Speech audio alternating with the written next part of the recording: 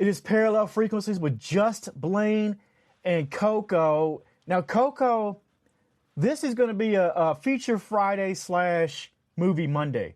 Yeah, we're just going to squish them together. Because it's fine. We kind of had a little bit of an issue on Friday. I'll just say I had an issue.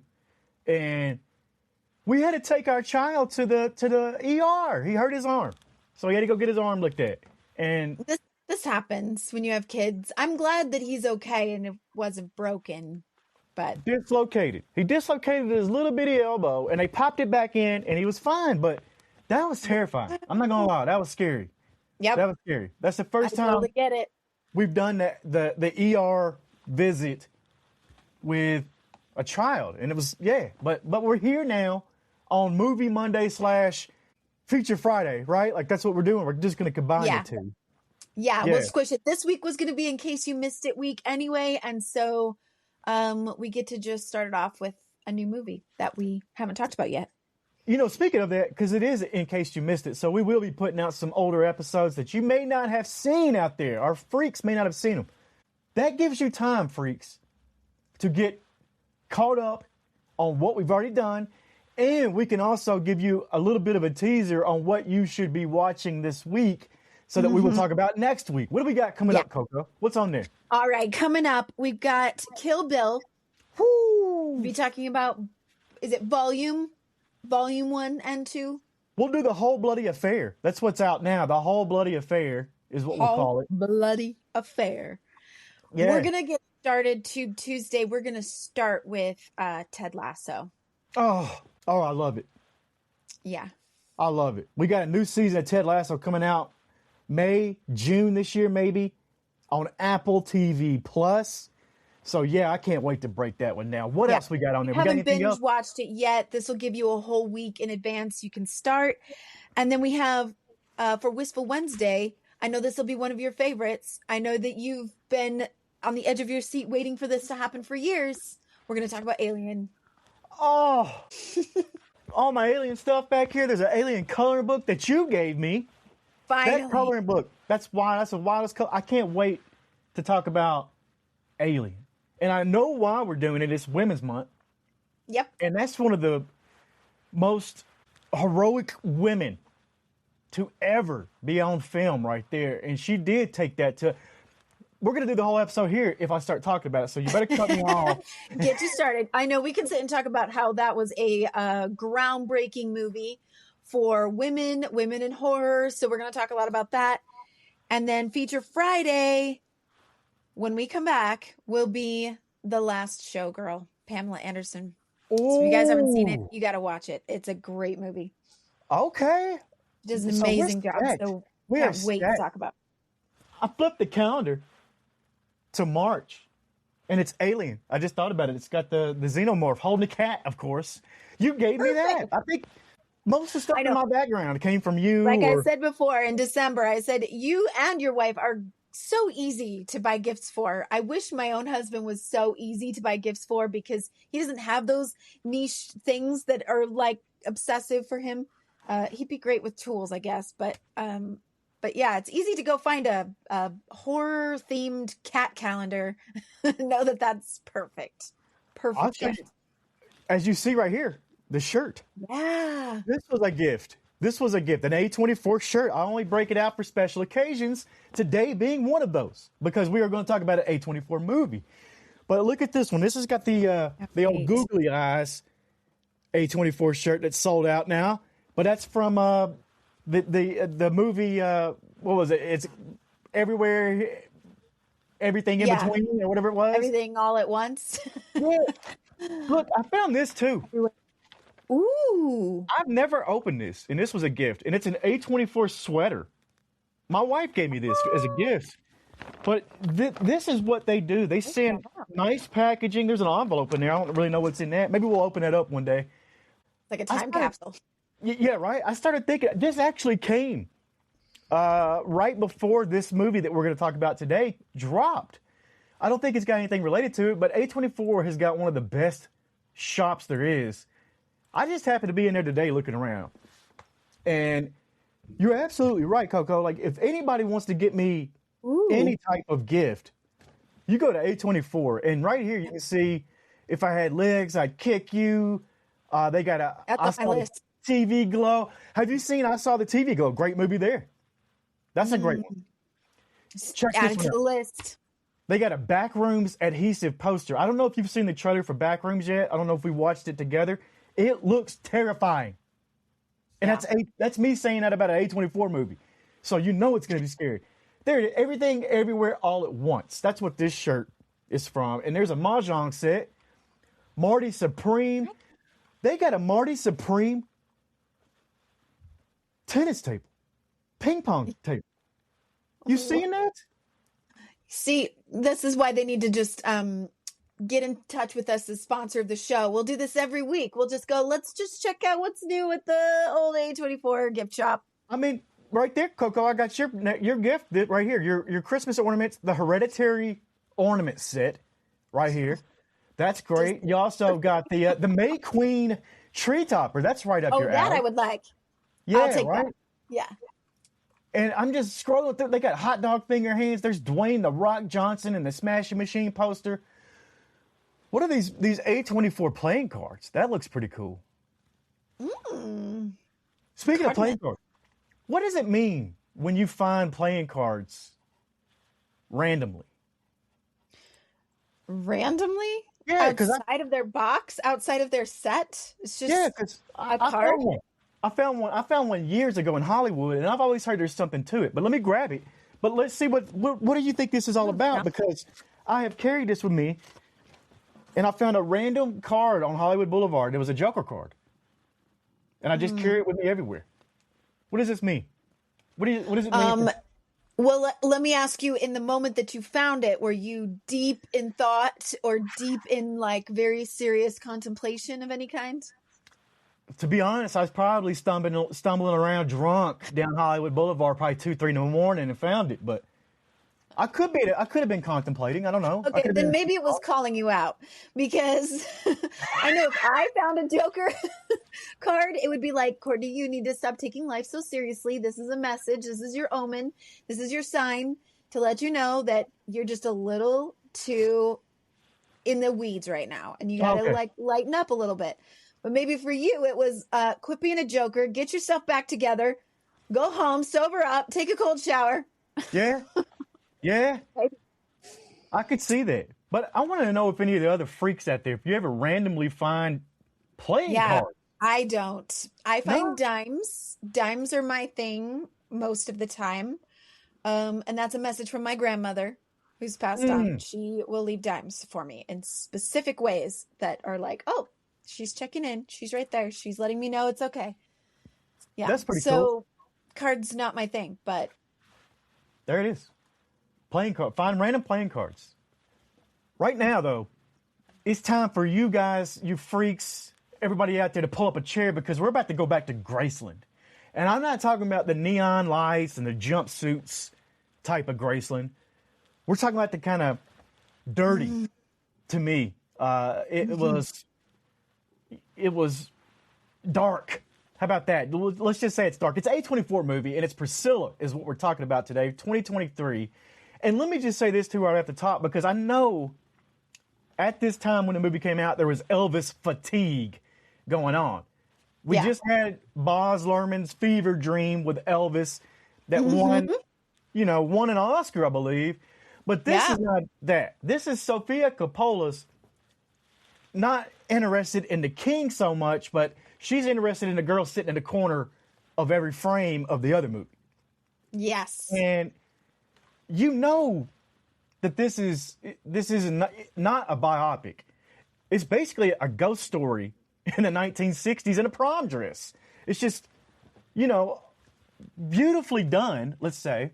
Yeah. But this movie, to me, shows what it feels like to be the most famous accessory in the world. Because that's what Priscilla really is. Give us your initial thoughts on Priscilla. Yeah.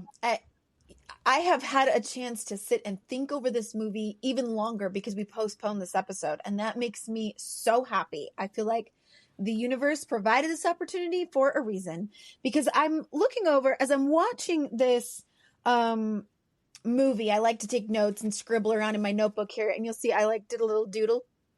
Mm-hmm. Do a little doodle of Priscilla there.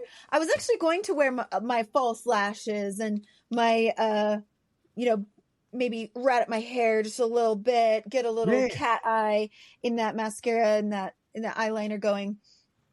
But the more I thought on this movie, the more I'm really glad that they did it in the wake of the was it Austin Butler played Elvis in that movie. I'm glad that they did it in that way. My only regret there, I don't know if regret's the right word, but that maybe it didn't get the oomph behind it that it needed or that it should have gotten from audiences, because they were like, well, Elvis came out. We all saw that. We loved it. It was great. Then this Priscilla comes out. I don't know if people were like me and just kind of went, oh, I'll watch that another time, or I'll get to it later. And I hope that's not the case, but I could see that maybe that could have happened. And it really deserves its own tab, its own window, its own completely different separate thing. And I only just feel bad that they maybe counteracted each other, or that could have happened in its release, because just the first scene with the walking of the toes on the carpet, you can absolutely feel it. You can smell it. You can, just, it absolutely brings you into that world completely. That this isn't just the Graceland that we knew about as this kind of a tacky archetype. I don't know. I kind of always thought of Graceland as like gold and cushions and very 60s and all the things. And it kind of brings you into, this was a home. Mm-hmm. This was a place where they lived and made their lives work, and bringing Priscilla into instead of that accessory you talk about, into, this was a real person and this was a life she lived. I love that it was based on her memoir, and that the real Priscilla actually got a chance to see it and say, yep, this was pretty accurate. This was a really great portrayal of my life. So that we get to have that. We get to take that and say, okay, this is our window into the world behind what we knew about Elvis and Priscilla. Yeah, and let's set the stage here. This is 1959, West Germany. A 14-year-old girl at a Navy base. She's in 9th grade, okay? And across the room is a 24-year-old man who's already conquered the world and is currently bored out of his fucking mind. Let's just be honest. That's what it is. So he becomes infatuated with this girl, and I'm going to tell you, I felt dirty watching this, because you do have a large age difference. And you can kind of see Elvis as a human, and he's almost, I want to say this, he's grooming her. Yeah. That's what it is. He's grooming. Let's call it what it is. Yep. And you think this is like you said earlier, like Graceland, but it's not. But it is. But it's the real life version, and you can smell this. I can smell the expensive cigarettes in the, you know what I mean? Like this has all the atmosphere. It's hairspray, record players. Like I said, that smell that you can almost feel coming through the screen. Mm-hmm. But if you look at the corners of the screen, and I don't mean this literally, but if you look, you can kind of see the paint peeling. You can see Elvis's world is not as perfect as we might have thought it was, because of the way it was portrayed in the other movie, or in any movie he's been in. So, this movie really shows that Elvis is human. He's not a god. Mm-hmm. He's a guy he's terrified of his own shadow, and basically decides to build a person out of a teenager. He molded her to what he wanted, and really think about it like this. It's like Frankenstein if Victor had a better stylist. That's what Elvis is doing. Yeah. Yeah, molding her. I mean, definitely she's this somewhat average, mousy girl. I mean, there's nothing real extraordinary about her. She almost seems even timid and kind of like she wouldn't mind being a little bit unnoticed and I don't see her as center stage looking for the limelight. And yet she ends up, as we see later on, just as stylish icon as Elvis himself because of him, because of his preferences. He told her, and this was all accurate, by the way, based on Priscilla's memoir. He told her what colors to wear, what not to wear. He told her how to do her hair, how to do her makeup. And in that first scene that you were describing where they meet each other and they start their courtship in Germany, and you can already see dad and mom are like, wait, what? No, this isn't, I don't know about this. Rightly so. But I started to really reflect on that because I came from a small town where a lot of us did meet our now husbands or wives when we were 16, when we were, we started dating young, and then we got married to that person. So we've never been with anyone else. And that's a lot of the stories from the place that I grew up. My story too. I was married at 19. So made me start to really think as I watched this first scene, because I know a lot of musicians at that time period were probably engaging in sexual things with whoever they happened upon, right? They were at parties. I mean, we know the story of Ray Charles. We know the story of like some of these musicians as they were going around touring. It's kind of like, well, she's there, she's willing. Yeah. And one night stands and things like that were probably very prominent. I mean, rock stars, we know the stories, right? It made me wonder, what is worse? And this is really a question that's kind of an ethical question. It's kind of it's a good question for debate, right? Which is it worse to have this maybe one night stand with a 14-year-old or whatever, Elvis could have potentially engaged with Priscilla, and then drop her, be like, all right, that was fun. That was great. Moving on. There's other women, whatever. So she could have potentially been violated or whatever at a young age and then moved on and then potentially lived whatever life she'd chosen for herself. Or to have her snatched up like that in such a way that's like, I love you and we're going to get married. And now her destiny is written for her. I mean, she likes to act like, well, I was never a victim. I chose this. But she was 14 when she met him. How much of that is really her choice? And that she's infatuated. She's like, he loves me. And she says several times in the movie, you'll point this out, I'm going to talk more about this later, but she says, he needs me. Yeah.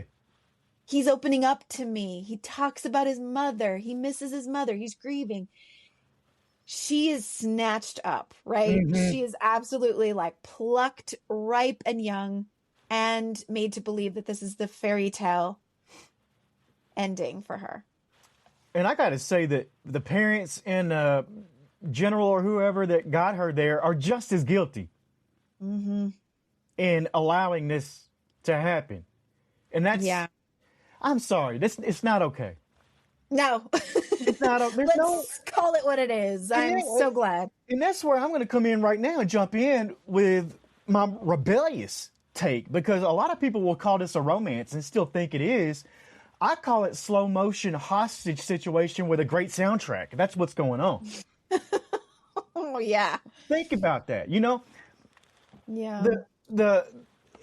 It's not really, this movie though is not about us judging Elvis. It's just about observing the gravity of a superstar, gravity that pulls everything around him in, especially like you said, young, naive, 14-year-old girl pulls them into this orbit until there's nothing left of any of them, especially her. Yeah. Usually the ones who are the closest to that orbit are the ones who there's nothing left of.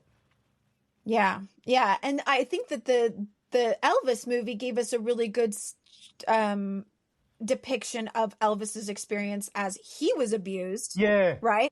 He was financially and in many ways abused. But then this movie takes a turn to showing how much of that was his choice. I mean, you see Elvis going through his pill addiction and even her engagement with that for a time, because, I mean, again, she is a totally susceptible, manipulated young child who is like, hey, people are taking pills. It seems to make them pretty happy. I'll hold my hand out and get some too. Why not? And that seems like normal behavior until she realizes, I don't want to do that anymore. This doesn't seem right. And it doesn't feel good. And she does wean herself off of the pills. I don't know how much of that they really showed only some of that in the movie, but in the memoir, they talked about that more, her experience there. And then also the, showing a lot of the realistic abuse that was happening to Priscilla, that she, until the day she died, said, I was not a victim. And yet how much of that is just her idea of what was considered normal when you're living around and being in that orbit of a rock star like that, such an icon. He's the most known man in the world. Yeah. More people knew and probably know who Elvis is than Jesus. Yep. And that's crazy. So yeah, you're right. The orbit of Elvis is not the same orbit as another rock star who, just goes out and does the rock star thing every night. This guy was totally different. And going back to what you were saying too about him telling her how to dress and making her put the eyelashes on and dyeing her hair and wear more eyeliner. He tells her that. He is creating a mirror. He doesn't want Priscilla for who she is, who she was, the mousy girl, quiet, sweet, really. Doesn't want her for that. He wants the version of himself that he could control. And he has to have that be a version that he wants. Like, it's got to be in his image. And it's crazy that he had that much control over her. I got to tell you this too, though, because if a guy tells you to dress, your dress doesn't do anything for your build, like Elvis did, run, all right? Even if he's got a private jet and loves fried peanut butter sandwiches, get the hell out of there if somebody tells you that. I don't care. Yeah. That's a lot of red flags going on here. And I think it was important to show that. And yes. And I think it's also important to show, which I think Priscilla herself probably wanted this to be really multifaceted and complex, and showing that Elvis was not a bad person. She never wanted that to be shown like he's evil, he's bad. She wanted it to be like, he obviously struggled as well. He struggled with addiction. He struggled with being abused. He struggled with the pressures of everybody in this orbit, all of these cousins and family members and his dad and the colonel, all these people relied on his success and his performing to be able to, again, like, provide for everybody.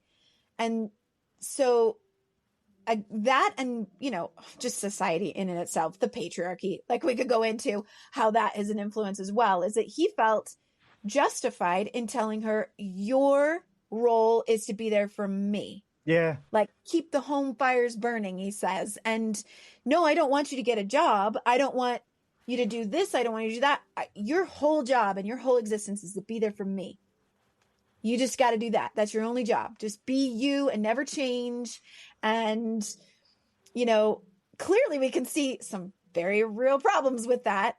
Yes. But in the time period that this was coming out and he was coming up, that was also kind of the family unit, idealistic family image we were all fed, which is the wives look pretty, look good, serve their man, serve their family, don't need to work. Yeah. All of that. So he was just playing right along with that. So I love that there's a lot of play with that too. And I kind of feel like, if we get right down to what this movie is actually showing, it is, who are we as people when we're not the roles we're meant to play? Yeah. I think Priscilla's journey here was in, am I really just that accessory? Am I really just that accessory to a man who's this icon, who everyone knows to be this person? Or am I a full and wholly formed person of my own? Yeah. If she's snatched up at 14, she doesn't have a lot of opportunity to build that in herself. until she gets to a point in her adulthood where she realizes this marriage isn't working. And she does. She becomes that person. She becomes stronger. She realizes she's being controlled and she takes the control. If you notice, she does, because he tells her when she's pregnant, about to burst, he tells her, all right, we need to split up. We need to go separate ways. And in that moment, when Priscilla from earlier in Elvis's life would have done everything he said and all this. And what did she say? Basically, she said, whatever you want. Yep. She's like, I will pack my things and be out of here right away. Like, she's like right there. She took the control and the power back right there, if not earlier in her life with Elvis and in the movie. But right there, it hit me. I'm like, oh, uh-oh, what's he going to do? I'm like, I'm thinking he's about to chase her. And that's what's going to happen. And it did. And I loved how powerful and empowered she became. Because even when she went to have the baby, what was everybody else doing? All the men. What were the men doing? Scrambling around the fucking house. What was she doing? Putting her makeup on. Cool, she's calm, getting ready. collect. Yeah, she's the one that's about to go through all this, not the men in this house. All they got to do is worry about getting her there. Come on, let's be real. Like she's in there getting ready, getting her makeup on because she knows what this is. Yeah. And I really do. I think that this whole movie, cinematography and everything, it was beautiful, but it was also kind of depressing in a way, because what could have Priscilla been without Elvis? Sure, we may not have ever known her name and all of that, but I don't think so, because I think there was a strong, empowered woman inside of her the entire time, and you get to see it in the movie. You get to really, really see, even the very end. There's no big explosions and all this, but it's very impactful the way that she walks out of that house, and she's done. You can tell. That's a woman who is done. She's out of it. Doesn't matter. I don't care who you are. I don't care if you're Elvis Presley. That's what she said. Right. Yeah. And Priscilla herself said she loved the depiction of her, Kaylee Spaney. Am I saying that right? Yeah. Who played her. She gave her all the accolades for portraying her very well. This was very familiar. The only thing she said was she didn't like the end. The way that the relationship ended, she was like, we were still very much in love and friends. And it ended, the marriage ended with me leaving, but they were always very close. And that's a beautiful thing. I don't think anyone wants to touch that and mess with that or change that image of her or Elvis. But I will say I would have loved to see now what, when she drives away at the end, and she's driving away feeling like my life is about to begin. My life as Priscilla without Elvis is about to begin. That's really powerful for her, but we didn't get to see it. That's the only part that I would have liked to see is, there's something in the work that I do with clients and when I'm working with people in the healing aspect, and it's called, it comes from the Mythic Moons of Avalon. I'll just give that reference. So I'm giving credit where credit is due, but I always refer to it, and it's called the sovereign moon. And the sovereign moon is this idea that, the moon we often associate with its relationship to the sun or to the earth, right? Because we think of the moon as its phases. What phase is the moon in? What are we seeing from the earth as we see it in a shadow or in full? But actually, if we think about the moon just on its own, it is already a majestic heavenly body all by itself, just the moon existing. Yeah. Without the influence of the sun, without the influence of the earth, we have a moon, right? And it's this sovereign moon. It's like, what do we exist without even the roles that we play or the people that influence how we're viewed? Instead of identifying ourselves as these, I'm a wife, I'm a mother, this is who I am to everyone else. But Priscilla is finding out that she has an identity, a role to play, a value, a purpose, completely and totally without all of that. That's what I love. That's beautiful.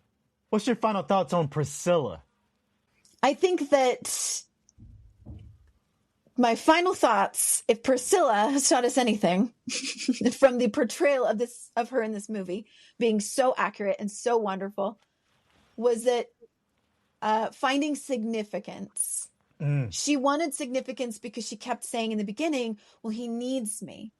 He needs me. He needs me to be at home. He needs me to be having this baby for him. He needs me to be the wife that, you know, everybody sees the pictures of this Priscilla, the wife.